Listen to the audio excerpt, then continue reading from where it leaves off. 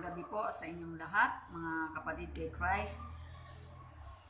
At magandang gabi po din sa mga taong malalayo sa iba't ibang lugar na malalayo. Good evening po sa inyong lahat. At ako'y bumabati po ng sa gabi ito sa inyong lahat. Ano man ang ating ginagawa, pakinggan po natin muna ang mensahe po ng ating Panginoon. Tayo po ay manalangin sa ating Diyos na ating pinaglilingkuran na ating Diyos ay buhay. Amen? So, pansamantala po tayo makinig habang po tayo ay nais ng Diyos na ating magpahayag sa Kanya ng salita. Oh yes, Father God in heaven, marami pong salamat. Panginoon, hindi man kami, O Diyos, karapat dapat magpatuloy sa iyo, ngunit sa isang salita mo lamang ay ilalaya po kami. Lord, sa gabing ito, Diyos, salamat muli at dumating pa sa ganito ang aming sa ganitong pagkakataon ng aming buhay. Salamat, Lord, sa mabuting balita na muli naming mapapakinggan at ito'y magbigay liwanag, kapayapaan sa aming buhay. Tulungan mo po kaming matutong sumunod ng ayon sa iyong mga batas at hindi sa aming pamamaraan bilang isang tao lamang. Lord God, marami pong salamat sa gabing ito, saan man naroon ang aming mga kapatid kay Kristo, naway makapakinig at ma-enlighten po silang lahat. Lord God, hindi na mahaba ang panahon na aming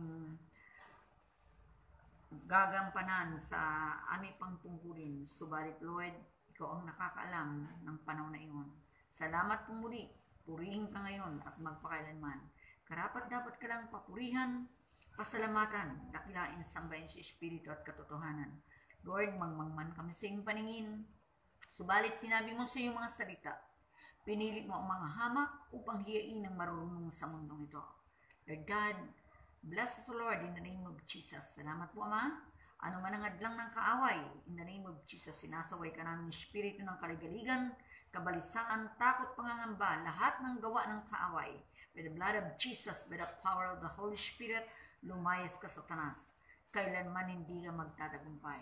Pare God, marami pong salamat sa ngalan ni Jesus. Binabalik namin sa iyo ang lahat ng to. In Jesus' name, Amen. So tayo pong lahat ay makinig ng mensahe po ng ating Panginoon. Ang tema po ng ating tatalakayin ngayon, mga kapatid, ay tungkol sa araw ng Panginoon. Ang araw po ng Panginoon ay ang tungkol sa kanyang commandment, no? Nang sabi po dito sa Genesis chapter 2 verse 2 and 3. Sa loob ng 6 na araw, tinapos niyang likhain ang lahat ng ito at siya'y nagpahinga sa ikapitong araw. Verse 3, pinagpala niya ang ikapitong araw at itinangi sapagkat sa araw na ito, siya nagpahinga matapos likhain ang lahat. Verse 4, ganito ang pagkalikha sa lupa at sa langit. Ito pong mga salita ng Panginoon ay madalas na po natin napapakinggan. Subalit po, ito'y kailangan po natin upang ipalaala sa atin ng Diyos na huwag natin kaliligtaan ang kanyang salita dahil ito po'y pagkain ng ating mga kaluluwa. Maraming tao sa panahon po natin ngayon na hindi na nangingilin. Busy na sa kanilang hanap buhay, sa kanilang kinabibisihan sa lahat ng lugar. So sabi nga, ayon po sa aking nabasa sa nabasang aklat, sa Amerika ang araw ng linggo ay naging tinatawag po nilang fun day instead na holiday. Ito naman ang binanggit tungkol sa kanlurang China. Nakita po nila na talagang lumalago ang kanilang buhay espiritual. Ang mga miyembro ng iglesia ay nagsasara ng kanilang mga tindahan kung araw ng Sunday. Araw po yun ng linggo, which is araw ng pagsamba sa Diyos. Dito po sa atin, sa San Jose del Monte, Bulacan, Isa lang po ang alam ko na department store na nakikita ko po na nagsasara kapag araw ng linggo. Walang iba ang school in. At ang nakalagay doon, Lord's Day kapag Sunday. Ang araw po ng linggo ay napakahalaga para makanig natin ang ating Panginoon.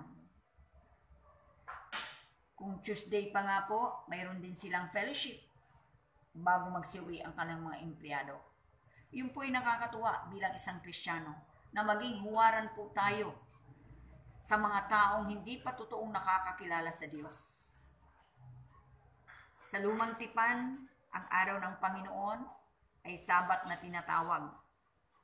Sa New Testament, ang bagong tipan, ang araw ng Panginoon ay Linggo.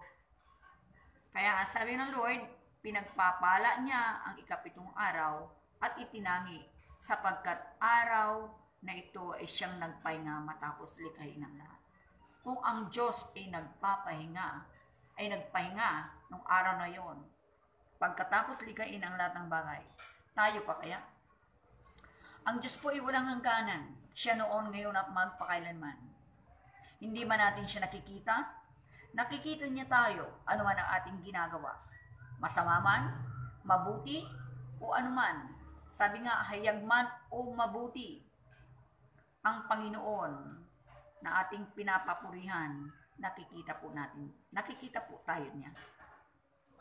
Sa 10 utos po ng ating Panginoon, ang sabi niya sa Exodus 20, chapter 20, verse 8 and 10.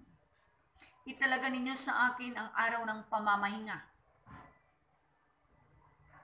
Sinabi ng Lord, italaga, hindi yung para sa tao, kundi para sa Kanya lang. Verse 9, 6 na araw kayong gagawa ng inyong gawain. 6 na araw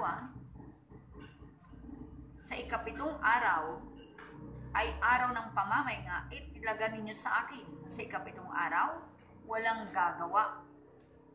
Isa man sa inyo. Dito po yung specify ng Lord. Kayo, ang inyong mga anak, mga katulong, ang inyong mga hayop, o sino mang naniniran sa inyong bayan. Kung minsan nakakalungkot, Kristiyano na, wala nang simba-simba kung may lockdown.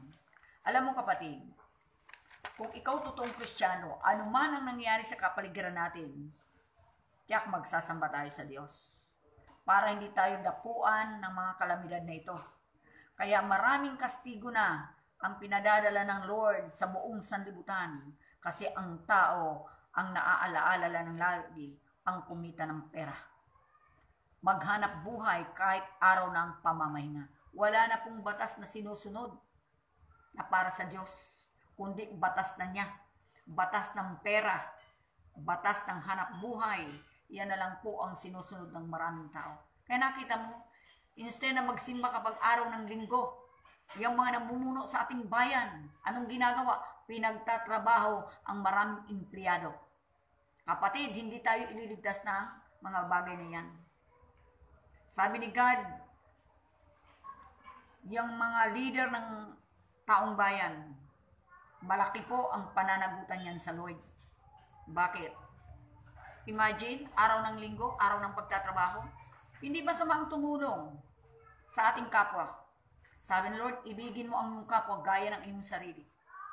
Pero kung mali ang ginagawa mo against sa batas ng Diyos, mali ka pa rin doon kapatid. Kahit anong revolto ang sambahin mo, sasabihin ko na po sa iyo ang totoo. Hindi ka maililigtas ng 1,000 revolto. Magbasa po tayo ng Biblia para yung mga pinanggalingan natin ay baka sakaling matuto.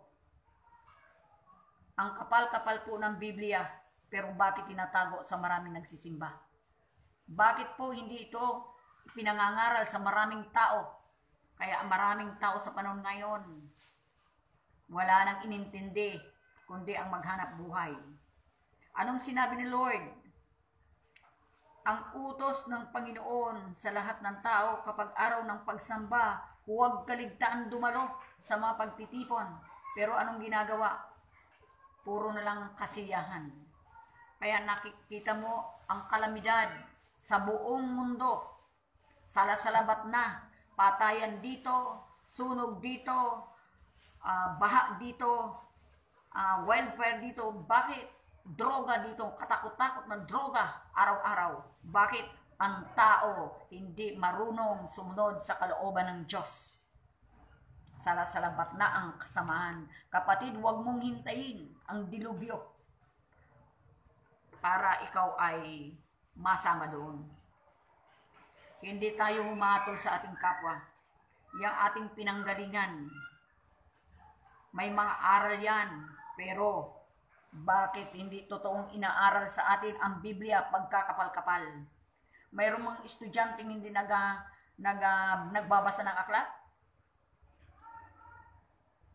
Tingnan mo ngayon, ang aral pahirap na. Wala akong narinig na magulang o estudyante na nag-aaral sa bahay ngayon ay madali. Puro ang sinasabi, mahirap. Mahirap. Bakit mahirap? Bakit? Kanilang buhay ang nasusunod. Sa kanila, ang buhay nilang nasusunod. Hindi ang kalooban ng Diyos. Sa Exodus 31:12 and 13, sinabi ni Yahweh kay Moises, sabihin mo sa mga Israelita, ipangilin ang araw ng pamamahinga. Araw ng pamamahinga. Ipinahinga ko sapagkat ito ang nagsisilbing palatandaan sa inyo at sa inyong kaapu-apuan na kayo'y aking hinirang para maging bayan ko. The Lord's commandment to Moses to tell the people of Israel, keep the Sabbath, my day of rest, because it is a sign between you and me for all time to come, to show that I, the Lord, have made you my own people. Yan po ang sinabi ni God. Hanggang sa kaapu-apuan na kayo'y aking hinirang para maging bayan ko. Ang bayan pong tinatawag, dalawa po yan. Isang spiritual, isa pong literal. Halimbawa, literal, bayan ng San Jose, Del Monte, Bulacan. Yung bayan naman na ang Espiritu ni God kung saan nananahan, tayo po yun ang tinutukoy dito. Kaya ano nga ba ang parusa doon sa mga taong ayaw sumunod sa Diyos? Ito po. Sa Exodus 31 verse 14, ipangilin ninyo ang araw ng pamamahinga, sapagkat itinatangi ko ito para sa inyo. Papatayin ang sino mang hindi nagpapahalaga rito, at itatapon ang sino mang gumagawa sa araw na ito. Dito po sa Exodus 31 verse 14, sinabi po dito ng Lord, ulitin ko po ulit, na ang sabi niya, ipangilin ninyo ang araw ng pamamahinga, sapagkat itinangi ko ito para sa inyo. Papatayin ang sino mang hindi magpahalaga rito, at itatapon ang sino mang gumawa sa araw na ito. Noon po sa bansang Israel, ito po ang batas ng Diyos. Hanggang sa huling panahon, sabi nga ng Lord, huwag natin itong babawasan. Sa New Testament, ano ang kabayaran ng kasalanan? Kamatayan. Amen po ba? Sinabi niya sa Romans 6:23. Kaya ang utos ng Diyos sa verse 15 ng Exodus 31, gawin ninyo ito. Gawin ninyo sa loob ng 6 na araw lahat ng kailangan ninyong gawin. Ang ika-7 araw ay araw ng pamamahinga at para sa akin. Papatayin ang sino mang gumawa sa araw na yaon. Alam mo po, kung ang batas ng Israel, katulad dito sa Pilipinas o sa ibang bansa, mahigpit na mahigpit, ay napakarami nang namatay. Marami nang na-impyerno. Bakit? Alin po? Tanungin ko po kayo. Alin po ang mas mataas na batas? Batas ng tao dito sa ating sa mundo o batas ng Diyos? Alin po ba ang mas taas na batas? Yung sa langit na batas o sa batas ng sa lupa? Ito pong mga mga namumuno sa ating gobyerno, ay ito po nakalagay po sa aklat ng Roma, sa Roma 13, na itong mga namamahala po sa ating gobyerno, ay ang Diyos din ang may kalooban nito. Kaya di ba sabi nga, binibigyan din po sila ng karapatan na magparusa. Ito po, basahin ko po sa inyo sandali. Tungkulin sa mga pinuno ng bayan. Nasabi niya, ang bawat tao pasakop sa mga pinuno ng pamahalaan, sapagkat walang pamamahalang hindi mula sa Diyos, at ng mga pamamahalang umiiral ay tinatag ng Diyos. Kung ang Diyos ang nagtatag niyan, ba't hindi na sinusunod ng mga namumuno sa ating bayan? Bakit yung ibang nagtatrabaho pa rin? Kaya nga, ang lumalaban sa pamahalaan ay lumalaban sa itinakda ng Diyos. At lalapatan ng parusa ang sino man lumalaban. Kung sinabi po ng Lord dito, nalalapatan ng parusa yung mga taong lumalabag, ay ang una-unang parurusan din na lumalabag, ang mga pinuno. Bakit? Sila'y pinagkatiwalaan ng Diyos ang batas na ito. Pero bakit hindi sila sumusunod? Linggong-linggo nagpapatrabaho. Paano magsisimba ang tao? Naakupado doon sa pamimigay ng mga may 6 na araw naman po tayo, di ba po? Kaya sabi niya, ang mga pinuno ay dapat katakutan ng gumagawa ng masama. Ngunit walang dapat ikatakot sa kanila ang gumagawa ng mabuti. Ibig mo bang huwag matakot sa mga namumuno? Gumawa ka ng mabuti at papapurihan kanila. Sila'y mga lingkod ng Diyos sa ikabubuti mo. Ngunit matakot ka kung gumagawa ka ng masama, sapagkat sila'y talagang may kapangyarihan magparusa. Sila'y mga lingkod ng Diyos at magpaparusa sa mga gumagawa sa masama. Tingnan niyo po, yung mga namumuno sa ating bayan. Yung mga namumuno sa ating bayan ay mga lingkod ng Diyos. Kaya sabi ng Lord, pasakop. Pero ang tanong, yung mga lingkod ba ng Diyos na yan sa bayan, nagpapasakop rin ba sa Diyos? Palagay ko, marami din ang hindi. Sa bayan na lang natin, huwag po kayong ma-open sa akin. Masakit ang katotohanan, pero kung ang katotohanan doon po tayo lalaya, tanggapin na natin ang katotohanan. Di ba sabi ng Lord? Sa John 8:32, makikilala ninyo ang katotohanan at ang katotohanan ang magpapalaya sa atin, sa inyo, sa kanila.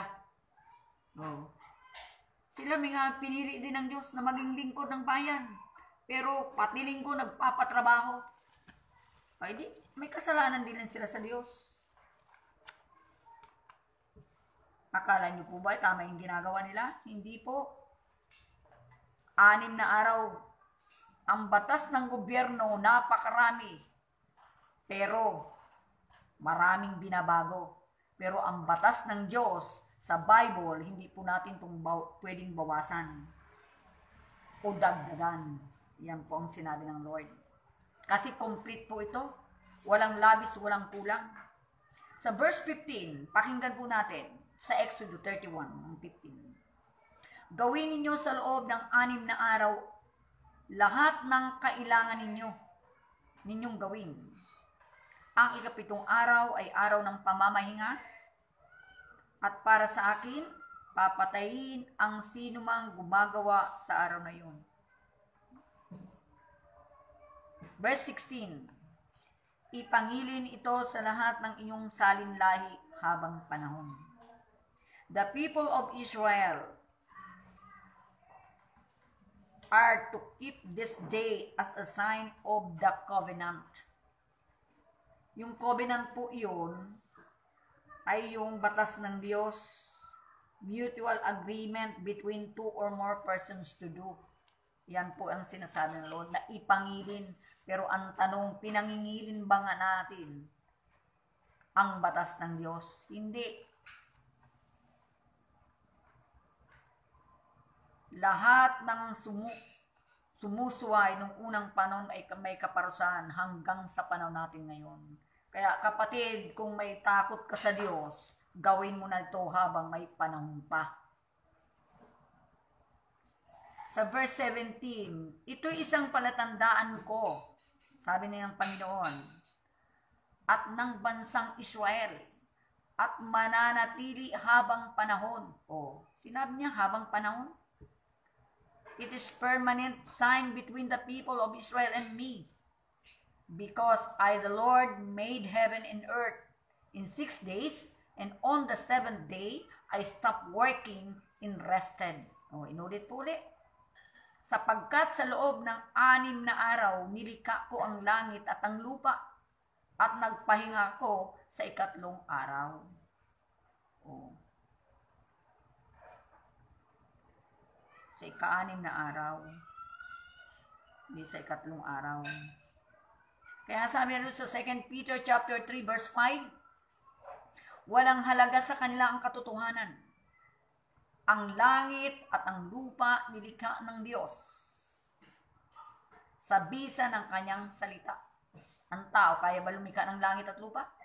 Tingnan mo ngayon, ang mga China. Sa China, ang mga scientist, anong ginagawa? Nagpupunta sa ibang planeta. Kung ano-anong dinidiscover. Kapatid, para sa ating impormasyon, lahat po yan pupugnawin ng Diyos. Huwag ka nang mag-aksaya ng maraming oras para ikaw umimbento kung ano-ano.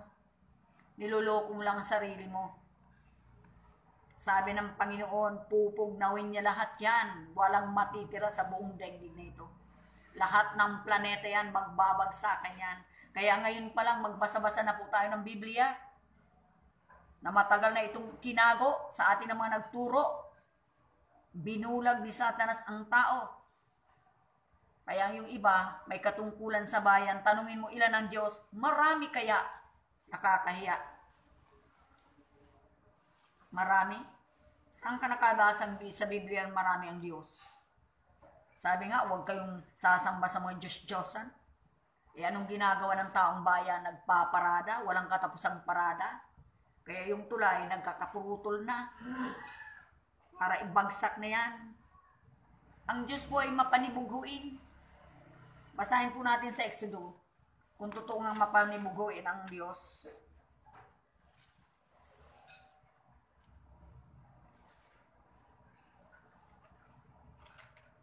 Ito po ang sabi po.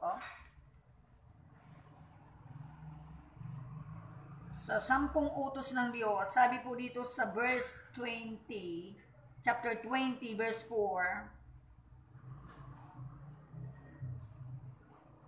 and 5. Huwag kayong magkaroon ng Diyos-Diyosan o larawan o rebulto ng anumang nilalang sa impapawid, nasa lupa at nasa tubig. Ay Tagalog ito, hindi po natin maintindihan. Napakarami na nagpe-pray sa mga leader ng bayan na ito, pero bakit hindi nabubuksan ng kalooban? Sabi niya, may mata hindi nakakakita, may pandinig, may tainga hindi makarinig. Verse 5, huwag kayong yuyukod o maglilingkod sa alinmang mga Diyos-Diyosang iyan. Bakit? Sapagkat akong si Yahweh ay mapanibughuin. Parurusahan ko ang lahat ng aayaw sa akin, pati ang kalang mga anak, hanggang sa 4 na salinlahi. Ano bang ibig sabihin ng mapanibughuin? Siloso ang ating Diyos na buhay. Siya ang lumikha sa atin, siya ang nagbigay ng biyaya, siya ang nagbigay ng hininga, ng buhay, everything siya ang nagbigay. Tapos ibang sasambahin mo, patay na bagay. Ano ang may tutulong ng patay na bagay? Sabi nga, isip-isip. Isip-isip naman, napakarami na po sa YouTube. Napapanood natin yung mga nag-aawitan tungkol kay Jesus. Iisa lang po ang Diyos, kapatid. Walang iba ang ating Diyos Amang si Yahweh, ang kanyang Diyos Anak. Ang Diyos po ay nagkatawang tao. Kaya sabi nga sa Peter, ulitin ko po ulit, 2 Peter chapter 3 verse 5, walang halaga sa kanila ang katotohanan. Ang langit at lupa nilikhaan ng Diyos. Kahit anong uri ng lupa, hindi kayang likhain ng tao. Sa bisa ng kanyang salita, ang lupa kayang bilhin ng kahit anong uri ng halaga ng salapi. Pero hindi po natin kayang likhain. Tanging ang Diyos lamang. Nilikha ang lupa buhat sa tubig at sa gitna ng tubig. Through His commandment, the heaven and earth was created. Ngayon, ano ang paalaala ng Diyos sa lahat ng tao? Sa Deuteronomy chapter 4 verse 2. Huwag ninyo itong daragdagan ni babawasan. Sundin ninyo ito ng walang labis at walang kulang. Walang labis at walang kulang. Kung minsan, ano bang ginagawa ng maraming nagtuturo? Dinadagdagan. Sa English version, do not add anything to what I command you, and do not take anything away. Obey the commands of the Lord, your God, that I have given you. Kaya sabi niya dito sa verse 3, nakita ninyo ang ginawa ni Yahweh sa Baal Peor. Nilipol niya ang lahat ng sumamba kay Baal. Bakit nilipol? Ay tinuturuan na ng Diyos na siya ang Diyos lamang na nag-iisa. Sumasamba pa sa mga patay na bagay. Kaya nilipol talaga sila.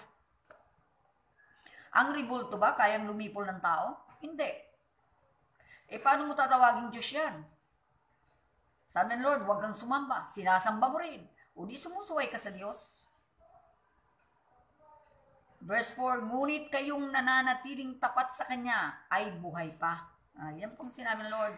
Yung mga nanatili kay God hanggang ngayon buhay pa. Pero yung mga hindi nanatili, patay na po. Kaya wag po tayong magdaramdam kung tayo man po ay nakakaalam ng mga ganito at talaga ang Diyos ay nagsasabi ng totoo.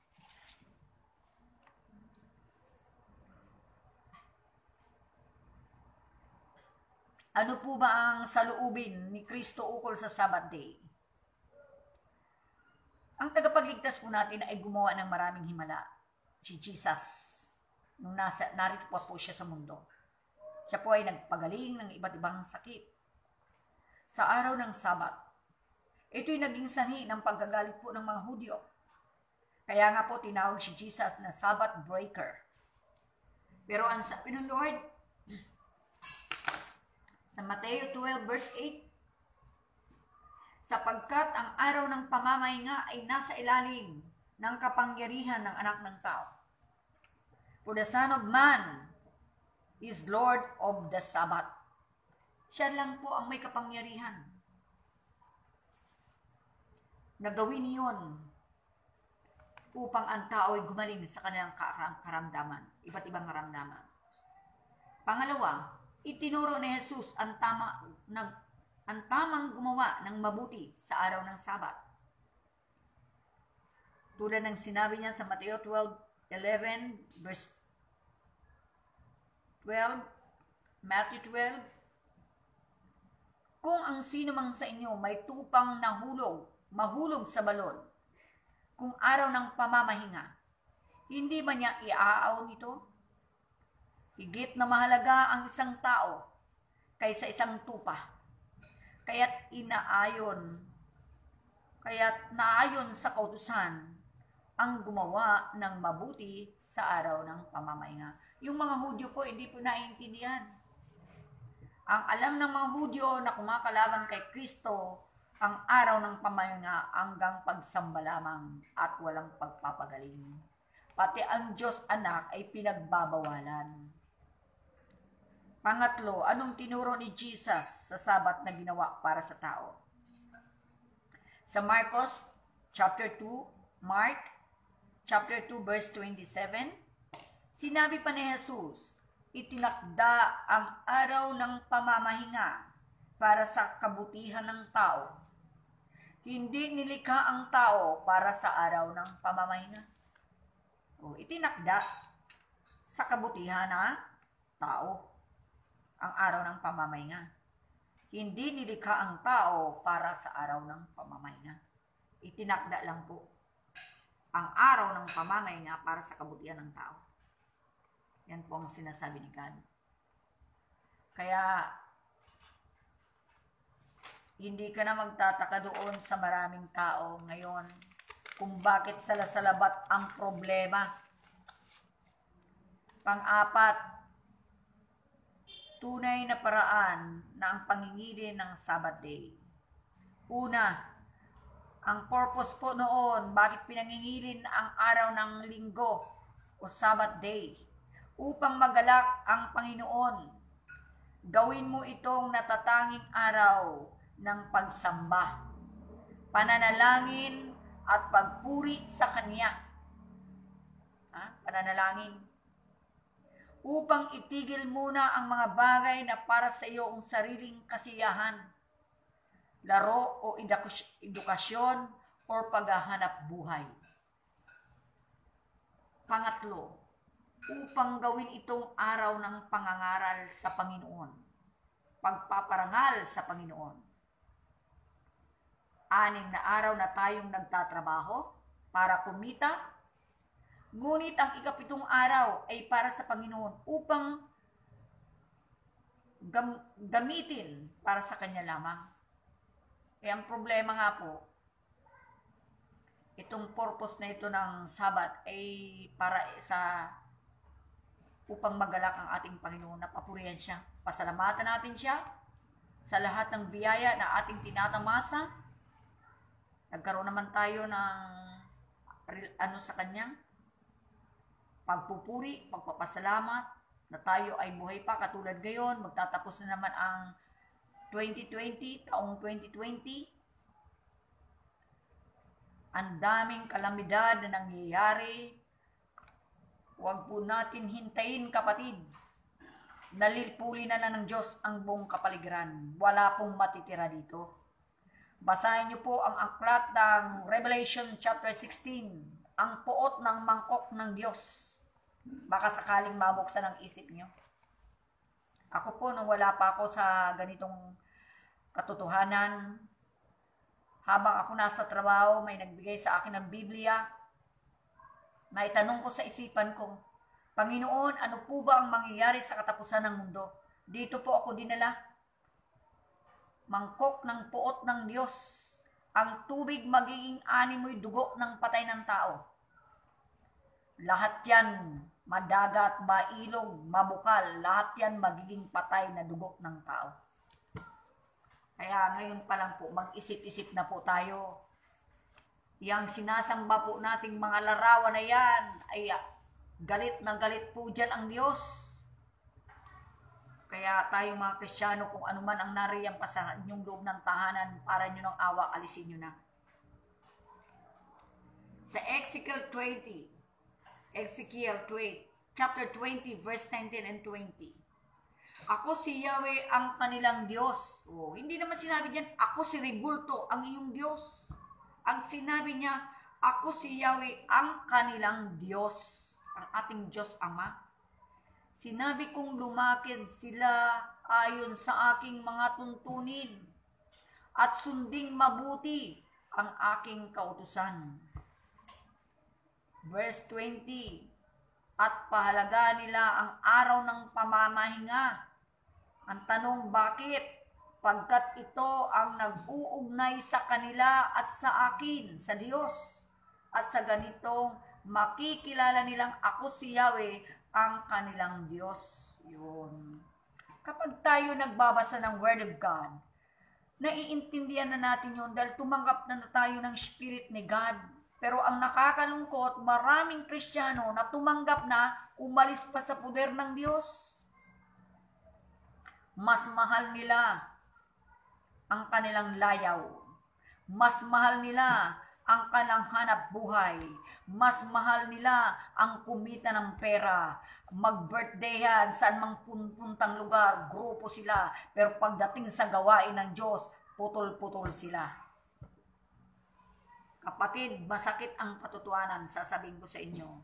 Pero kung gusto mong lumaya, sabihin mo na ngayon, Lord, palayain mo po ako sa bihag ng kaaway. Verse 21 ng Exodus, ay ng Ezekiel. Ngunit hindi sila nakinig. Yan ang sabi ng Lord. Hindi sila nakinig. Hindi sila lumakad ayon sa aking mga tuntunin. Ni sinunod ang aking kautusan.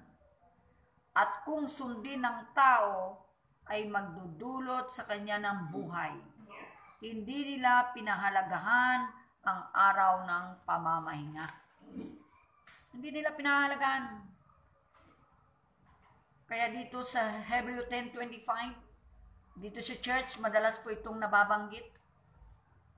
Huwag kaligtaan ang pagdalos sa ating mga pagtitipon, gaya ng ginagawa ng ilan, kundi palakasin ang loob ng isa't isa, lalo na ngayon nakikita natin na lalapit na ang pagdating ng Panginoon. Kapatid, nasa stage na tayo ng National ID System. RFID. Susunod niyan cashless. Cashless na ngayon sa ibang bansa. Hindi na matagal ang pagbabalik ng Lord. Kaya nga tayo pinadadalo sa gawain ng Diyos para palakasin ang ating pananampalataya.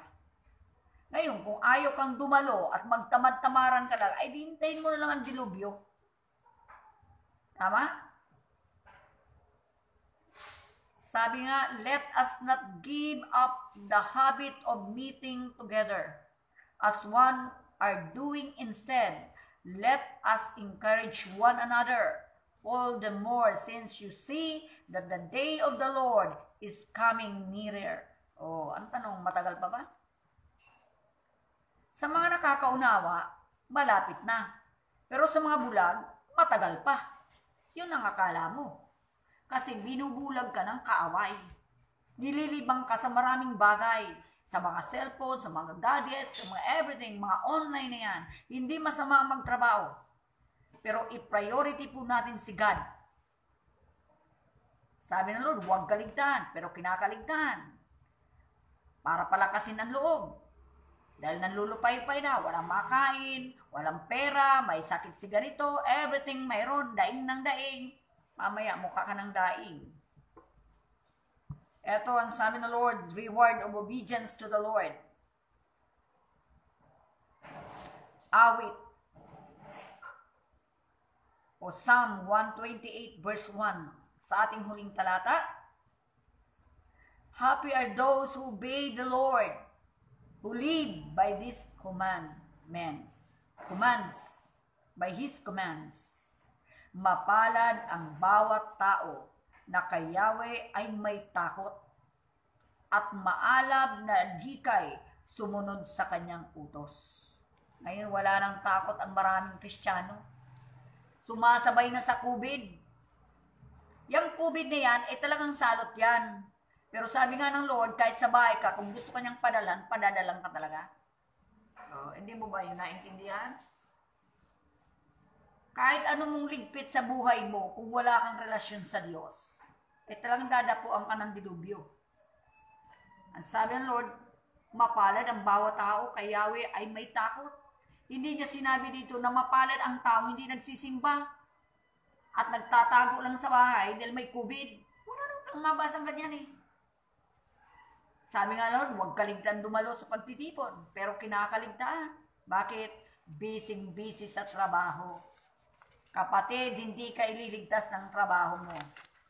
Ang Diyos nang nagsasabi nito, hindi ako. Binabasa ko lang po ito. Kaya nga sabi ng Lord, mapalad.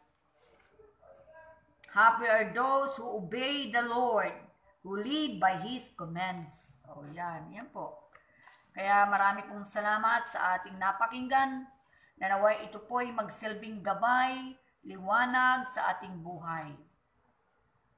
Alam mo po, sa YouTube, masarap po makinig ng mga awitin na para sa Panginoon. Pero yung mga rakrakan yan, ay naku po. Yan ang awitin sa mundo na nakakatuliglig sa isip at pandinig ng tao. Kaya marami pong salamat mga kapatid sa ating napakinggan na naway ito'y tumimo sa aming puso, pagkaroon po ng banal na pagkatakot. Maraming pong salamat. God bless po. Tayo po'y manalangin. Yes, Father God in heaven, marami pong salamat sa mga taong patuloy nakikinig ng iyong mensahe. Naway loobin mo, Panginoon, na pagpalain ang kanang puso, ang kanang espiritual, ang kanang pandinig, kanang pangangailangan, at ang kanang buhay na walang hanggan, iluubin mo po na makamit nila sa uling sandali ng panahon na ito. Father God, marami pong salamat. Ikaw pong nagsabi, Panginoong Jesus, na anumang hilingin namin sa iyo sa ngalan ng Panginoong Jesucristo ay ipagkakalob mo. O Diyos, wala kaming hinahangad sa buhay, kundi ang ikabubuti ng aming kapwa. Bilang mga lingkod mo, Panginoon, ang samot dalangin ko, Lord, huwag mo na pong pahintulutan na makaranas pa kami ng iba't ibang mga sakit na yan na namamayagpag sa buong kapaligiran. Lord, marami pong salamat sa bayang Pilipinas na maraming Kristiyano ang nananalangin at nagpupuri sa iyo. Luubin mo rin po, Panginoon, ituro sa amin ang mga taong hindi pa nakakakilala ng katotohanan. Pagpalain mo po ang mga leader ng bansang ito mulang presidente hanggang sa mga barangay. Ang mga nasa ospital, mga doktor, mga nurses, Panginoon, na handang tumulong sa mga pasyente na nag-aagaw buhay. Lord God, bless us, O Lord, in the name of Jesus. Ang mga leader ng aming bayang Bulacan, O Diyos, ang mga sinalanta ng mga kalamidad, Panginoon, mahabag kayo sa maraming tao. Patuloy nawa kayong magsugo ng mga leader na tapat ang kalooban na handang magsakripisyo para sa iyong bayan, sa taong bayan, Panginoon. Marami pong salamat, Ama. Ano man ang asik ng kaaway, in the name of Jesus, patuloy ka namin winawasak sa kapangyarihan ng Panginoong Jesucristo. Doon ka sa kalaliman na walang gay, na walang hanggan. Lumayas ka, Satanas, kailanman hindi ka magtatagumpay. Doon ka sa kalaliman na walang hanggan. Pare God, marami pong salamat sa iyong pag-iingat hanggang sa muling bukas. Salamat po, Ama, sa gabing ito. Purihin ka ngayon at magpakalanman. Ibinabalik namin sa iyo ang pinakamataas na papulit parangal. In Jesus' name, Amen. God bless po.